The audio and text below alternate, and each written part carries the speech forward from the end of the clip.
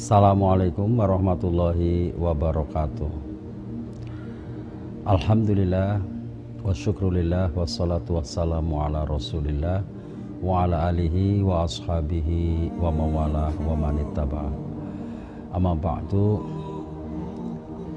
kaum muslimin, kaum muslimat yang kami hormati, alhamdulillah berbahagia sekali kita pada hari ini sudah dekat dengan bulan yang penuh dengan berkah, penuh dengan ampunan, penuh dengan ridho Allah Subhanahu wa Ta'ala, penuh dengan bonus-bonus pahala yang sangat luar biasa yang tidak didapatkan di bulan-bulan yang lain. Maka beruntung sekali bagi seorang mukmin, seorang muslim yang bisa menjumpai bulan Ramadan yang tinggal beberapa hari lagi ini. Mudah-mudahan kita tergolong orang-orang yang bisa menjumpai bulan Ramadan ini dalam keadaan sehat walafiat lahir maupun batin. Amin ya robbal alamin. Namun bulan Ramadan akan bisa memberikan manfaat yang luar biasa buat kita jika kita telah mempersiapkan diri dalam menyambut bulan ini. Dan jika kita tidak mempersiapkan diri, tentu bisa jadi nanti bulan Ramadan akan berlalu tanpa memberikan makna dan arti untuk kebaikan kita di dunia dan akhirat, untuk kesuksesan kita di dunia dan akhirat. Na'udzubillah min dzalik. Untuk itulah dalam rangka kita menyambut bulan Ramadan, ada beberapa hal yang perlu untuk kita persiapkan. Yaitu yang pertama, mari kita sambut dengan senang, rasa bahagia, karena kita akan kedatangan bulan yang akan membahagiakan kita, bulan yang akan menghapus segala dosa-dosa kita.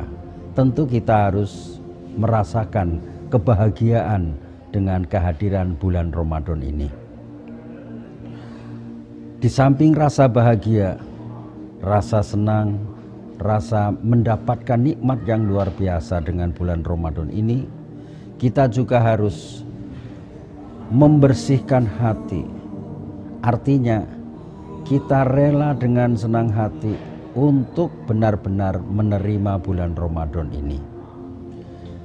Kita ikhlaskan segala sesuatunya demi untuk amaliyah bulan Ramadan. Hati kita siap menerima segala amaliyah yang utama untuk siap kita laksanakan dengan sebaik-baiknya. Baik itu yang berupa amaliyah, ibadah, sholat, ibadah mahdhah, ataupun amaliyah yang bersifat ibadah sosial seperti berbagi dengan sesama yang lain. Apakah itu memberikan bukaan, ataukah memberikan sedekah kepada fakir miskin, atau untuk kepentingan-kepentingan kemaslahatan umat. Ibadah sosial dan ibadah mahdhah, ibadah vertikal ini siap untuk kita laksanakan di bulan Ramadan. Maka yang ketiganya, yaitu kita harus membulatkan niat. Membulatkan niat untuk benar-benar jangan sampai detik-detik Ramadan ini kita sia-siakan.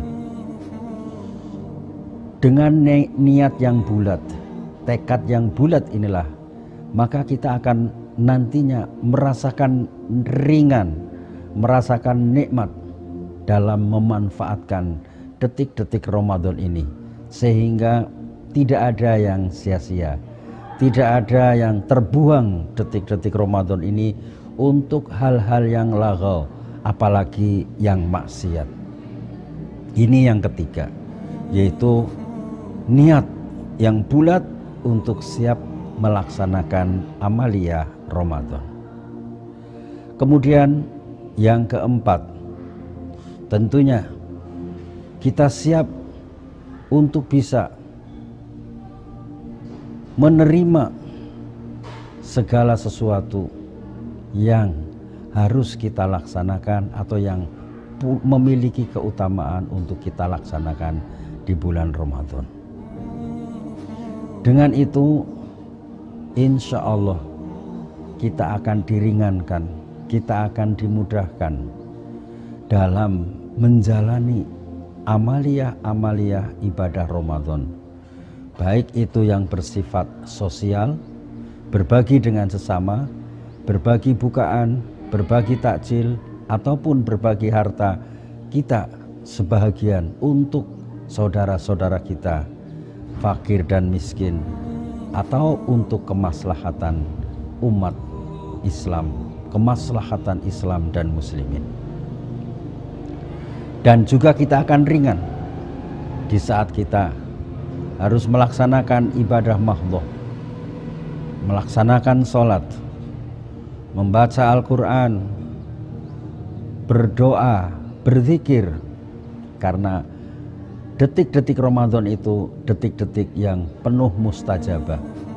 Doanya orang yang saum itu akan dikabulkan oleh Allah Subhanahu wa ta'ala.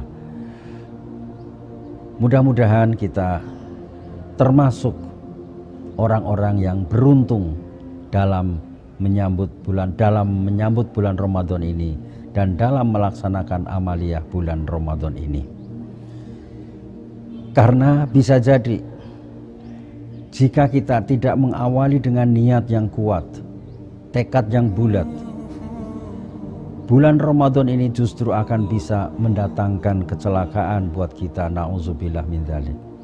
Mestinya keberuntungan dan kenikmatan yang luar biasa berupa ampunan dari Allah Subhanahu wa ta'ala, kesehatan lahir batin, kebahagiaan yang tak ternilai, hari ini bisa kita dapatkan, tapi bisa jadi kecelakaan justru yaitu yang sebaliknya, karena kita tidak berniat dan bertekad bulat dalam menjalankan amaliyah ibadah Ramadan.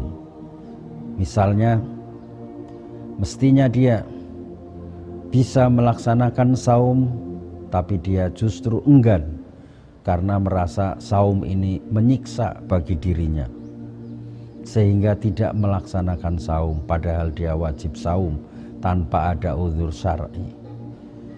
Ini termasuk dalam hal-hal yang mendatangkan kecelakaan.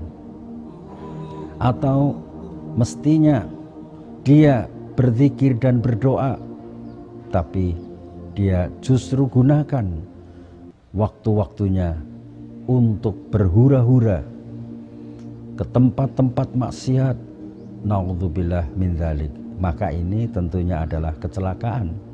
Dan itu ada orang-orang yang seperti yang disinyalir oleh Rasulullah sallallahu alaihi wasallam, orang-orang yang celaka.